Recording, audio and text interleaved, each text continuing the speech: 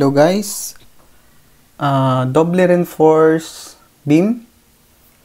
Problem number 1.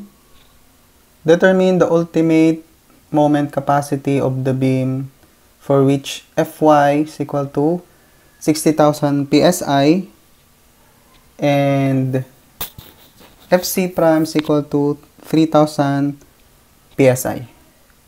60 grade 60. So, yan po yung Fy, which is yung sa megapascal. 414, saka tong 3,000, I think, 276 megapascal. Okay? So, meron po tayong total beam depth, H is equal to 27. Width na 14 inches. Then, compression location steel from top is equal to 2.5 designated as D prime. And then meron tayong sa baba naman sa tension side steel merong 3 inch from center of bar to extreme bottom distance. Okay? So ang una natin gagawin assumed natin na Fs prime is equal to Fy. Meaning yung As prime, itong 2.0 inch squared na area ng steel ay parehas sa As2. Meaning yung As2 part ng area dito sa baba. Kasi ang As is equal to As1 plus As2. So, makikita nyo mamaya sa pag-solve ng solution. Okay, so, assumed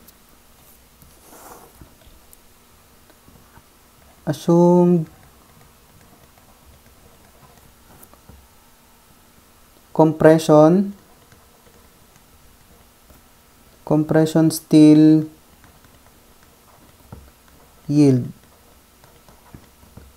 So, Fs prime is equal to Fy. So, dito yon yung Fs prime. Pero yung Fs dito. Pero, sa doubly reinforced, parating ina-assume na yield itong tension. So, Fy to. Fy na rin to. So, dito, hindi pa natin alam kung ang gagamitin ay Fs prime or Fy. Kaya, una, nag-assume tayo ng Fs prime is equal to Fy. So, kapag ganyan yung inassume natin, yung As prime, which is 2.0, is equal to As2. Okay? Samantalang dito, sa baba, ayan ay As. Ito, As. Ito naman, As prime. So, As is equal to As1 plus As2. So, inassume natin na si As2 is equal to As prime. Yung As prime is equal to 2.0 inch squared. Yung As1, wala. And then yung As equal to 6.25 inch squared. So, therefore, meron tayong As1 na 6.25 minus 2.0 which is equivalent to 4.25 As1. Then, susunod tayo yung summation of force horizontal is equal to 0 from stress diagram.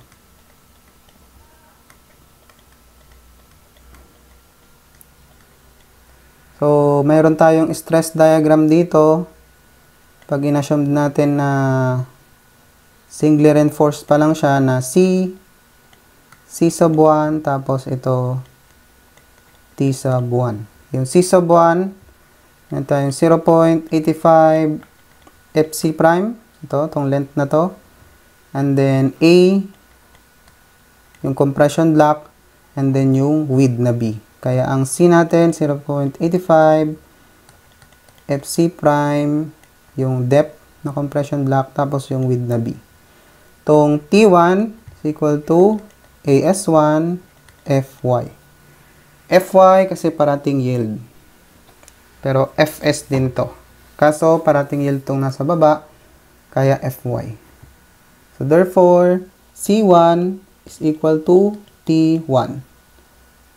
Ang ginagawa pa lang natin dito is prove kung yung Fs prime nga ba is equal to Fy. So, dapat ang makuha nating Fs is mas malaki dun sa Fy para yield.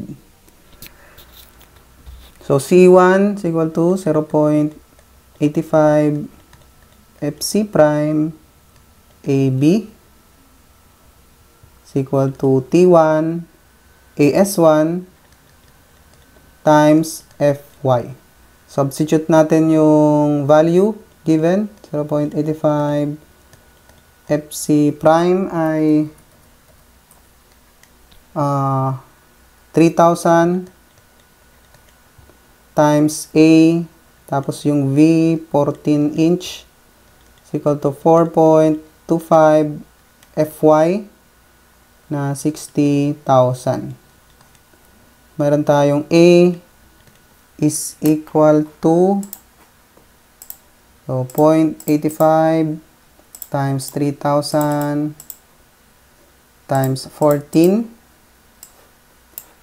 equals 4.25 times 60,000 divided by yung answer natin. So, yung recent na calculation, yun po yung answer dyan. 50/70. Yan, para sakto. So, and then, A is equal to beta 1 C. Meron tayong A na 50 divided by 7 is equal to beta 1 na 0.85 C. Yung beta, beta 1, kung yung beta 1 mo is equal to 0.85 if yung Fc prime is greater than or equal to 4,000. And then beta 1 is equal to 0.85 minus 0.05 kada 1,000 PSI. So, is equal to Fc prime minus 4,000. Yan yung sa PSI. So, kapag ka naman sa metric, beta 1, 0.85 minus 0.05 divided by 7 megapascal. So, Fc prime minus 28 megapascal. So, parehas lang to. Kasi factor lang yan. Tapos, ito, pag kinonvert mo siya, approximately, nasa 7 megapascal. Okay? So, yung ginamit natin, 4,000 pababa. So, pasok tayo sa 0.85. By the way, hindi dapat siya bababa ng 0.65. So, therefore, continue natin dito. Therefore, C is equal to divided by 0.85. So, 8.403. 8.403. And then, kung makukuha na natin yung Fs prime, kasi may formula tayong Fs prime is equal to 87,000 times C minus D prime divided by C. So, kapag ka metric yan, ito yung 600 times C minus D prime divided by C. Pag nakalimutan yan, hindi alam, so dito galing yan. Yung stress diagram natin, meron tayong ganyan. Strain. Ito pala yung strain. So, meron tayong ito, yung Fs prime. Then, 0.003. So, ito, zoom out ko lang to. So, dito ko ilalagay. Ito yung ganyan. 0.003. Ito yung may prime kasi doon sa compression. Then, ito yung C. And then, ito yung C minus D prime. Kasi dito yung D prime. So, ayan. So, C divided by okay. I-prove muna natin. Saan ko ilalagay? Nanong pwesto? Dito na lang. Fs prime. So, liitan ko Fs prime divided by ito yung Fs prime. C minus D prime. C minus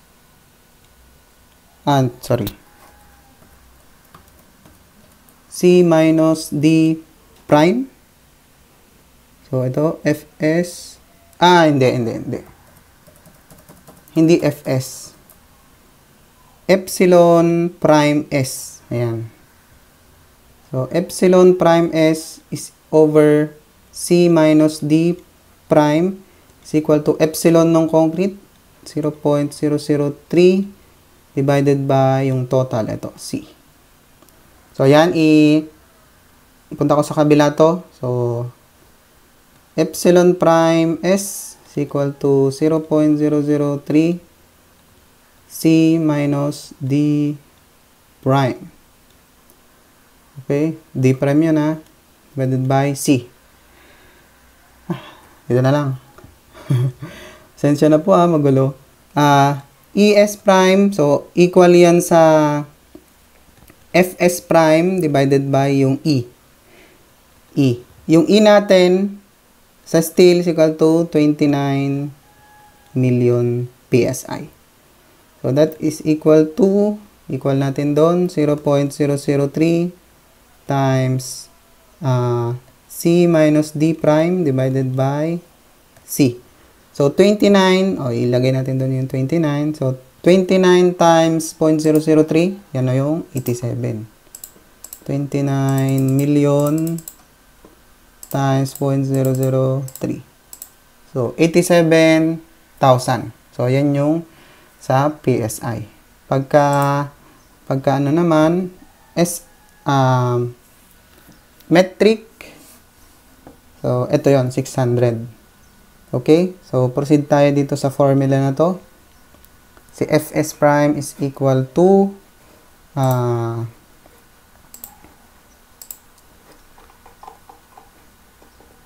Fs prime is equal to 87,000 minus D prime.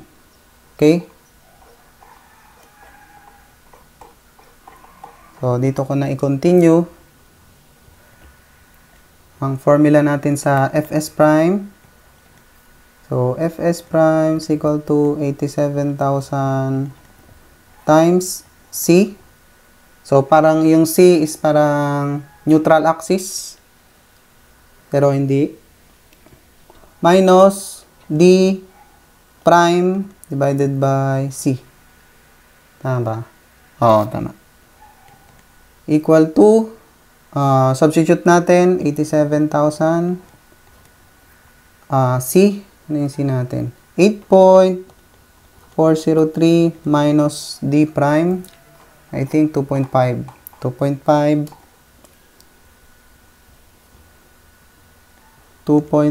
inch divided by 8.403.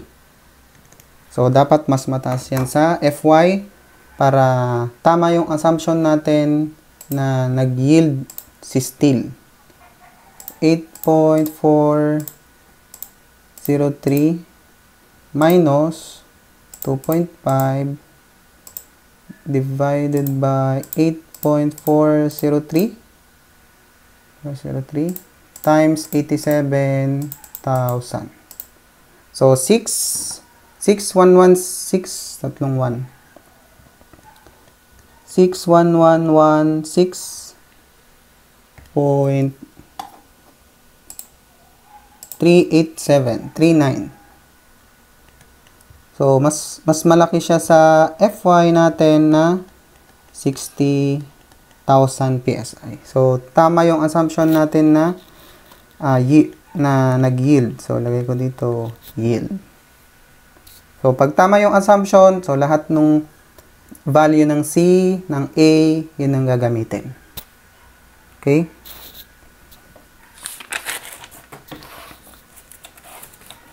So, therefore, pwede na tayong makadiretso sa ultimate moment capacity. So, drawing ko lang yung stress block. So, meron tayong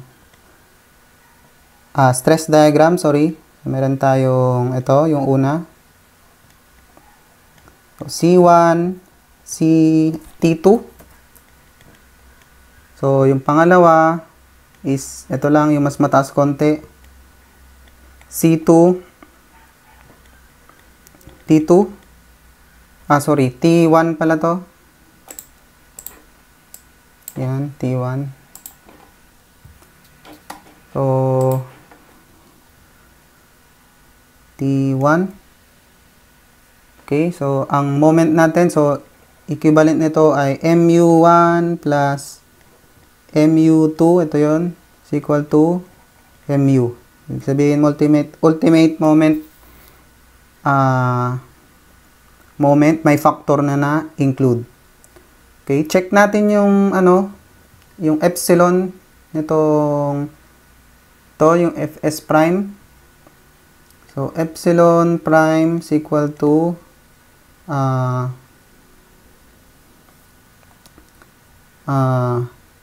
Fy 60,000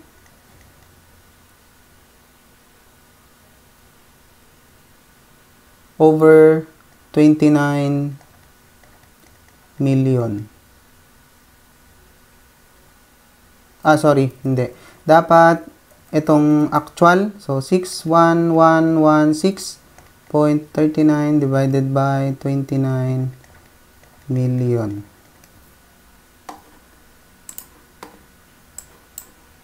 Divided by 29 million. Yan yung 29 million, yan yung modulus of elasticity ng steel.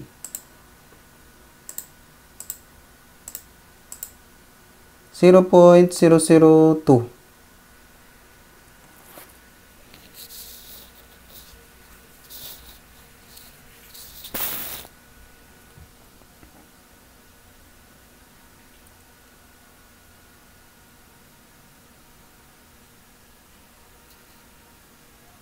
Okay?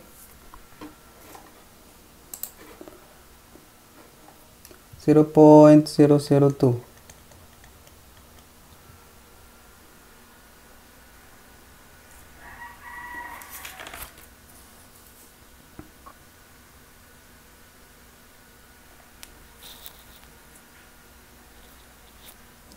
Next, ano yung M1? So, ito, may couple moment tayo dito na MU1, tapos couple moment tayo na MU2. Kasi mag-create sila niyan. Itong dalawang forces. So, by the way, yung distance nito hanggang dito is equal to D minus D prime. And then, yung distance naman nito hanggang sa T, D minus A over 2. Kasi ito, compression block, A, kaya A divided by 2. Ayan, A yan, A divided by 2. Tapos ito, D prime. Kaya yung total depth na D minus D prime. So, ayan. So, phi, ang i-consider natin is yung tension. So, T1 times D minus A divided by 2 plus phi T2. Ito naman tayo. Then D minus d prime. Okay, substitute natin ulit T1, ano yung T1 is equal to AS1 Fy, kasi yield yan parate, and then D minus A over 2 plus phi T2, so AS2 Fy ulit. Then D minus D prime. So, continue ko dito. Ano yung phi natin is 0.9 AS1 4.25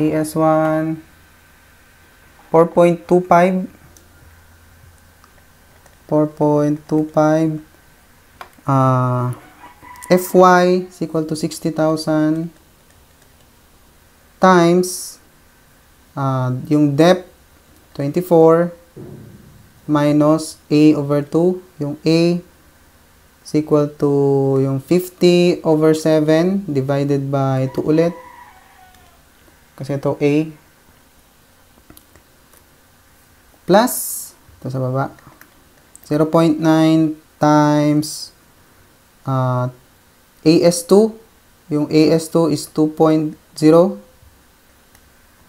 then ulit Fy ulit 60,000, and then yung 24 minus 2.5. Ito yung D minus D prime.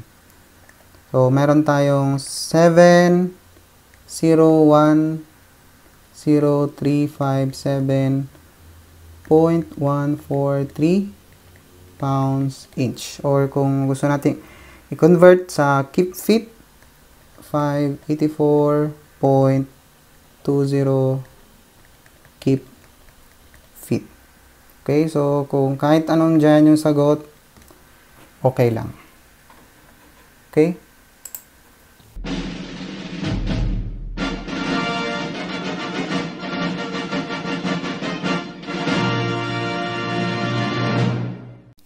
Hello guys!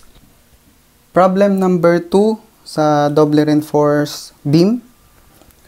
So, determine the ultimate moment capacity of the beam shown for which Fy is equal to 60,000 psi and then Fc prime na 4,000 psi. So, nung nakaraan, ang Fc prime natin is 3,000 lang doon sa problem number 1. So, dito mas tumigas yung steel from 3,000 to 4,000. And then, yung area nag-iba. So, ayan, mas lumiit. Tapos, yung isa naman is ganun din. Mas lumiit yung parehas na area ng compression saka tension. The same size, which is 27 inch yung total depth, and then B is 14. So, ganong procedure ulit. Mag-assume tayo ng Fs is equal to Fy. So, assumed yield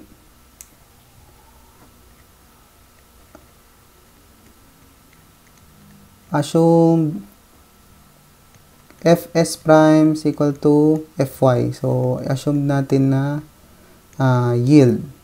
Therefore, yung As prime is equal to As2.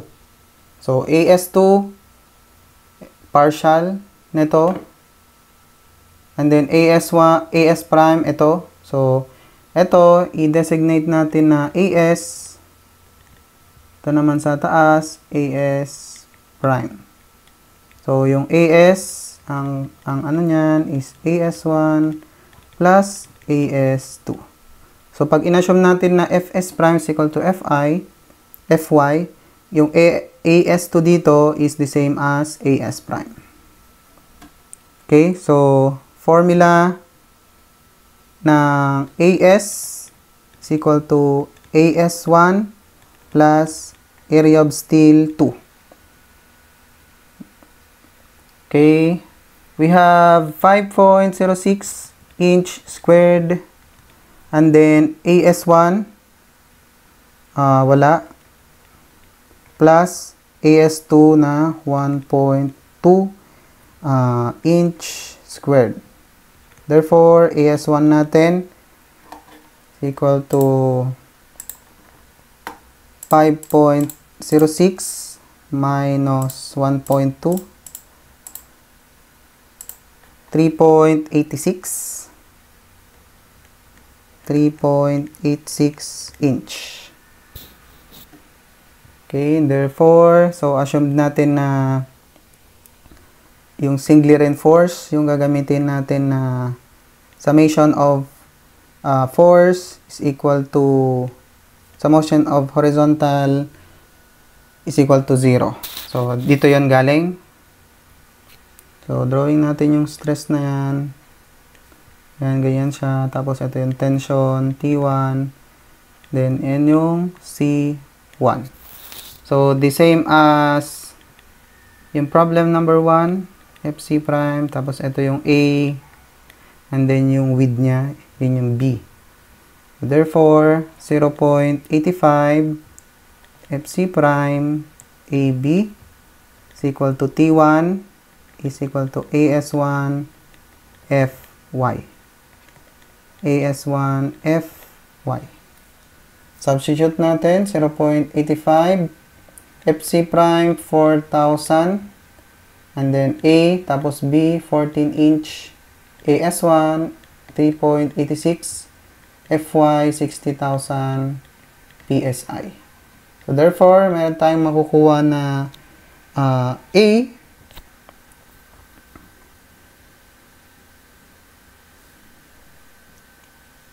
na ano,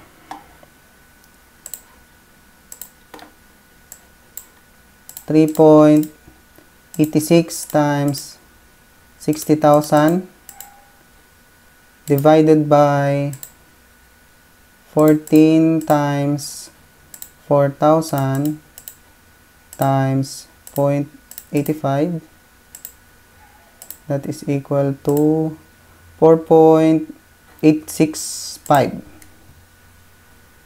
4.865. So, A is equal to beta 1 C. Dahil 4,000 siya pababa, pasok siya sa 0.85 na value ng beta. 4.865. So, C is equal to divided by 0.85. So, 5.724. 5.724. And then, FC prime. So, ang ginagawa pa lang natin ay pinoprove kung tama yung assumption natin. 87,000. Yan. C minus D prime divided by C. Therefore, 87,000 times C natin is equal to 5.724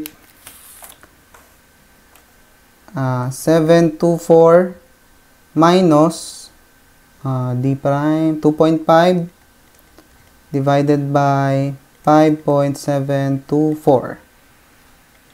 So, Fs prime, calculate natin. By the way, yung sa SI unit, so 600 C minus D prime over C. So, SI unit.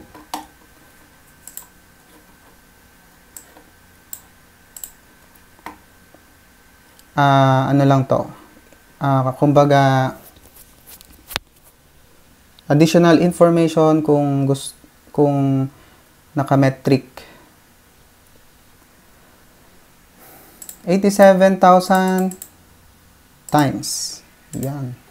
5.724 minus 2.5 divided by 5.724. So, 49002 PSI. Mas mababa siya sa FY natin, which is equal to 60,000. So, not yield. Ibig sabihin, pag not yield, yung assumption natin, mali. Ibig sabihin, yung value ng A hindi yan. Yung value ng C, hindi rin yan. And yung value ng F, hindi rin yan ang gagamitin. Pero, ang makukuha nating Fs, ganun pa din. Mas mababa sa 60,000 PSI. Dapat ganun yung makuha ng Fs prime. So, pag not yield, yung gagamitin nating tawag doon, stress diagram, hindi na to. Yung pang singly reinforced. Dapat pang doubly reinforced na stress diagram. So, paano yon? So, meron tayong compression block. Drawing natin. Ito yung C1. Ito yung steel. C sub 2. Then, ito yung T. So, T lang yan. Ibig sabihin, yan yung T1 plus T2.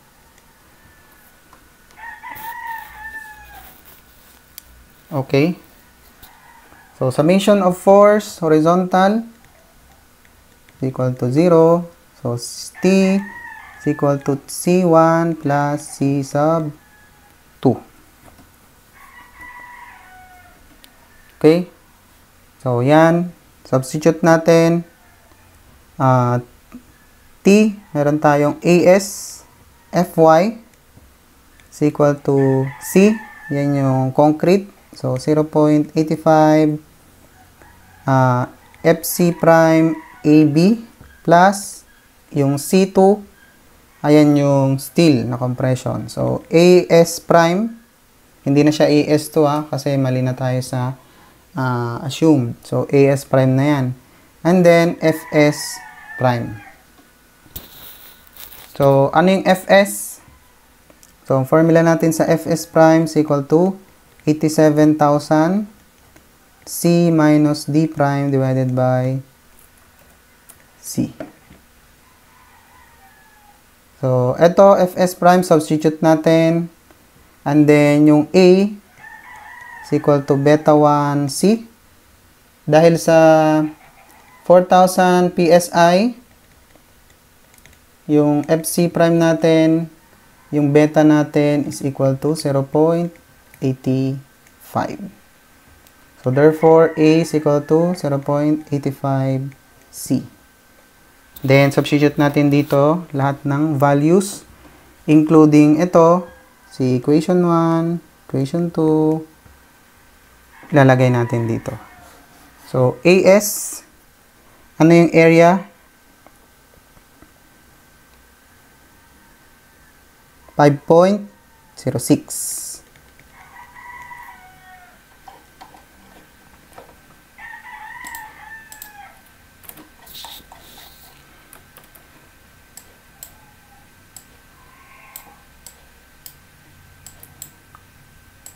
Lagay ko muna dito. Yan. 5.06.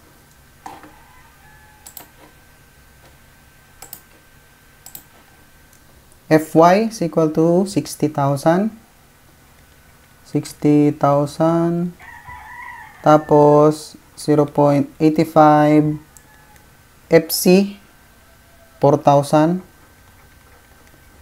A. So, substitute na kaagad natin yung A. A is equal to, ano ba?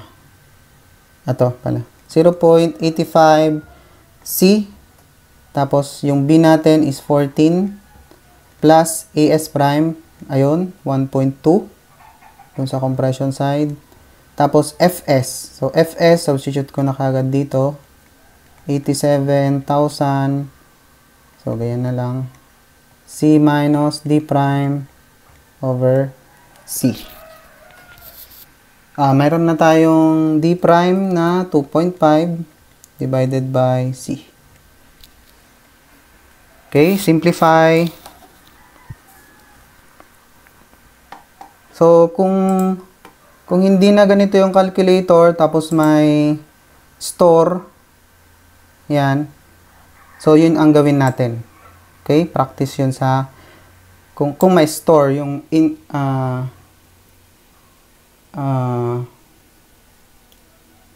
tawag doon, sa PRC board exam. Kung yung mga included calculator is my store. Kasi tingin ko ito hindi na.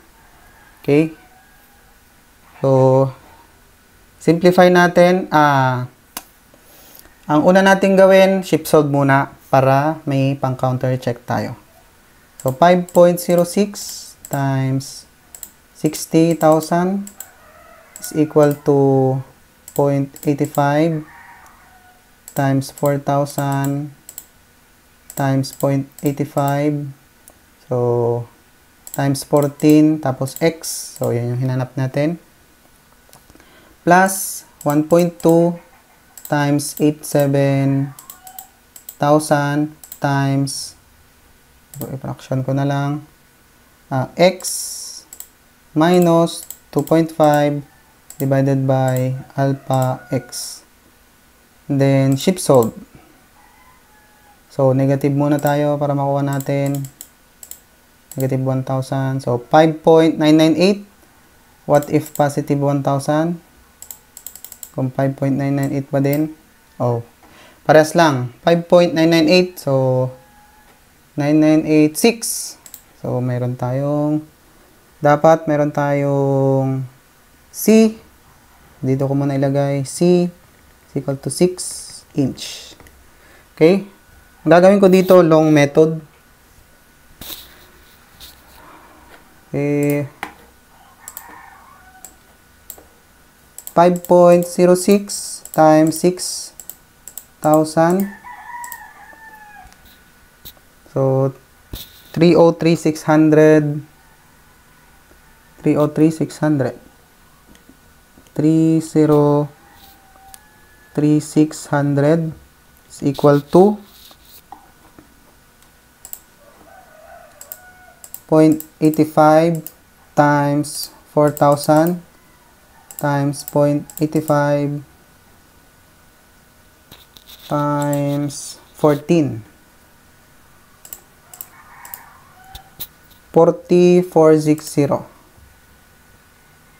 4460 C plus yung last term natin ay 1.2 times 8700 0. Okay. So 104,400 C. 104,400 C minus times 2.5 kasi 1.2 times 87,000 times 2.5. So 261,000.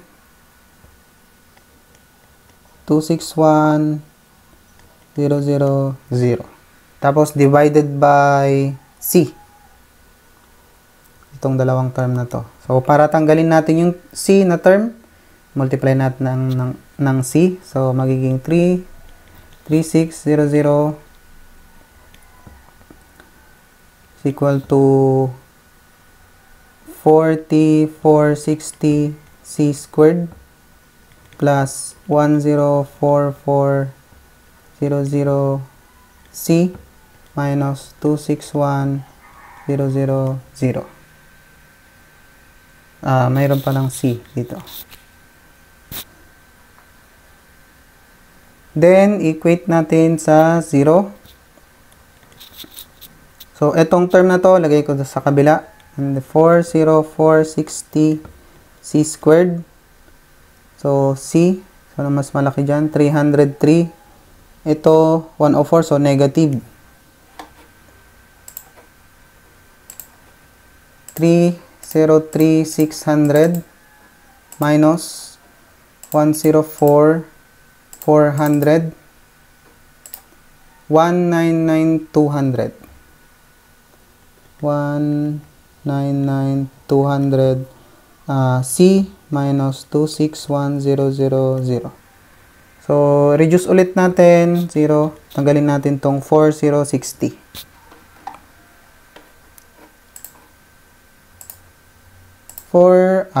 Kasi i-divide ko lahat, di ba? So, C, ano na yan? C squared minus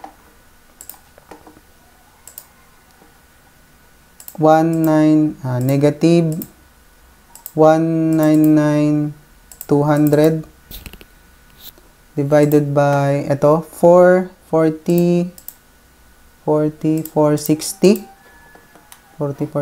equals, so ship store i-store ko sa B kasi B ito, di ba? B. So check ko lang. So negative. So ganun din yung C. So before that mag-store muna ako sa A na 1. So store A. Yan 1, store B. Yan. Tapos yung last dulo C to negative 26 1,000 divided by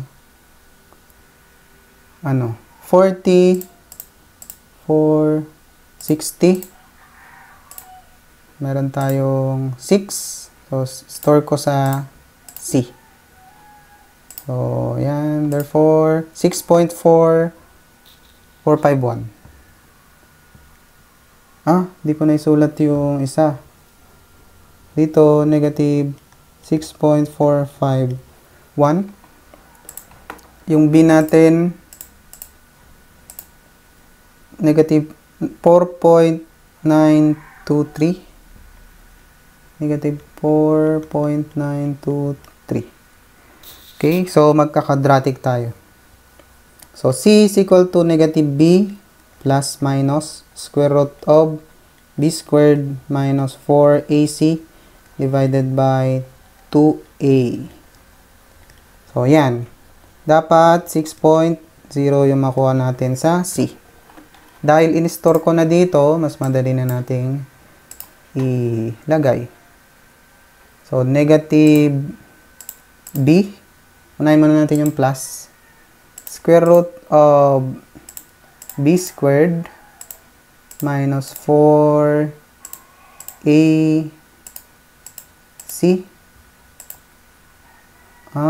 Paano kaya? Parang mali yung ko. Ulit. Yan. Tapos yan. B squared minus 4AC.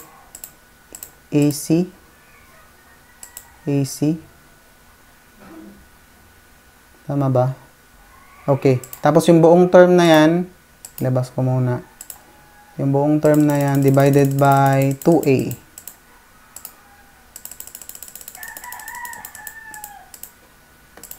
Divided by 2A. Ayan, 5.9987. Paras lang. So, pagka ni-negative natin to, anong mangyayari? Yan. Negative 1. Negative 1.07. So, negative 1.07. So, yung C na yan, hindi. So, ito, yung gagamitin natin. Which is the same as yung ship solve kanina. Okay, next page. So, meron na tayong C. C is equal to 6.0 inch. Then, yung formula na A is equal to beta 1C. Edit natin, substitute 0.85 times 6.0. So, 6 times 0.85. Ganyan. 5.1. 5.1. Yan yung A. Tapos, ito yung C. So, magagamit natin mamaya yan. Okay. Proceed na tayo sa Fs na formula, which is Fs prime equal to 87,000 times C minus D prime divided by C. Okay, substitute. Ano yung C? 6.0. Yung D, 2.5. Tapos, 6.0. Okay. Calculate natin. 6 minus 2.5 divided by 6 times 87,000. So, 5,570. 5,570. So, ganun pa din. Greater than Fy na 60,000. So, ayan na yung tamang Fs prime na value. So, ito na rin yung tamang A. Ito na rin yung tamang C na value. Okay? So, yung tension na Fs, so, syempre, yield parati yun, mas malaki sa 60,000 PSI. So, check natin. Dito ko ilagay. Separate yun. So, check lang natin. 87,000 times, hindi yan iba. Yung D minus C over C. So, ito kasi yung parang sa Sigleren force. So, yung yan, ganun. Then, ito yung D. Ito yung tinutukoy natin. Ito. Hindi yung nandito. Kaya ang nangyayari, ito yung C. Ito, D minus C. So, ito na yun. D minus C. So, ganun. Okay? So, sige, continue natin. 0.003. Tapos, yung epsilon S. 0.003 divided by C is equal to epsilon S dun sa baba divided by D minus C. So, baliktarin ko lang. ES prime. Tapos, itong D, lagay ko na doon. So, 0.003 D minus C all over C. Epsilon, di ba? Ano yan? Stress over modulus. So, ito yung stress. Hindi prime. Stress divided by 29 million. So, Fs, 29 million. So, yan yung 87,000. So, yan yung si 0.003 times 29 million. Ito yung E. So, kaya ganyan yung nangyari dito. Okay. Hindi pala prime yan. Yan. Meron tayong Fs prime. Substitute. Substitute natin. 87. Tapos yung D, 24. Minus C. Ano yung C natin? 6. Divided by 6. So, malaki yan. Mas malaki sa 60,000 yan. So, 87,000 times 24 minus 6 divided by 6. So, 261. Laki. 261 greater than Fy na 60,000. So, yield. Yield yan. Ito, sa baba yung tinutukoy dito yung tension. So, pero ang ginagamit pa rin natin is Fy. Bakit hindi Fs? Kasi yung stress, strain. So, strain, stress. Tapos ganyan. Hooke's law. And then, ito kasi yung plastic zone. Tapos ito yung elastic zone pababa. So, yung Fy ito. So, kaya straight line yan, dire-diretso. Instead na yung Fs sana, yung ganun. So, yung ginagamit, Fy kasi, ano ba yung term doon? Basta perfectly plastic. Yun yung sinasabi nila eh. Instead na yung Fy mo, di ba, parang gaganon yan. Tapos, ganun. Tapos, rupture, parang ganyan. So, ito na yon Fy lang para conservative. So, yan. Kaya puro Fy to. Hindi yung totoong Fs. Hindi kagaya pag dito sa compression, ang ginagamit natin, itong value. Okay? So, yan. So, proceed tayo. Fs. So, yan na. So, mu is equal to phi C1 d minus A over 2 plus phi C sub 2 d minus d prime. So, ganun din. Pwede ring t. So, dapat parehas makukuha dyan. So, sa problem number 1, ang ginawa natin is nag-base tayo sa ano yung number 1. Same lang. Sa compression din.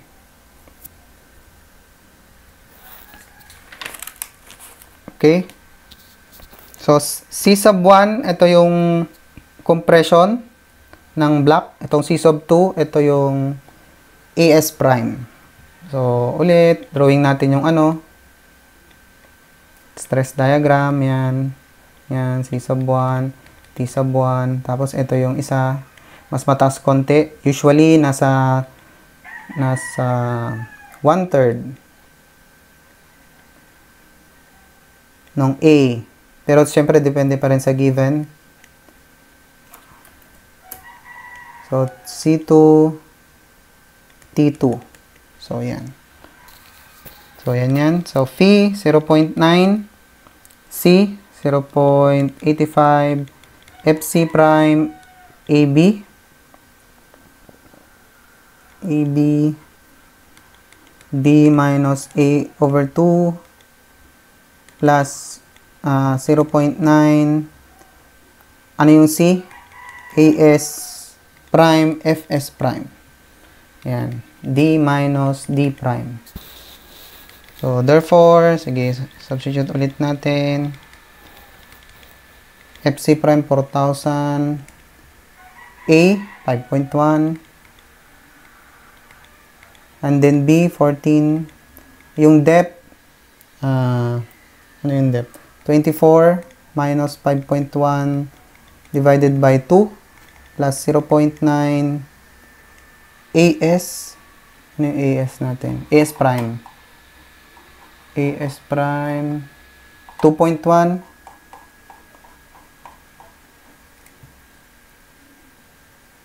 2.1 2.1 and then ito na yung FS prime. So 50 750 tapos yung D na 24 minus 2.5 inch which is D prime.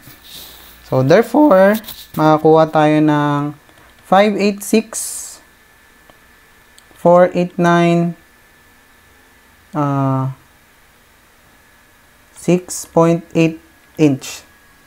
Pound inch. Kung gusto natin ng keep feet, so divide natin ng 1,000, saka divide natin ng 12.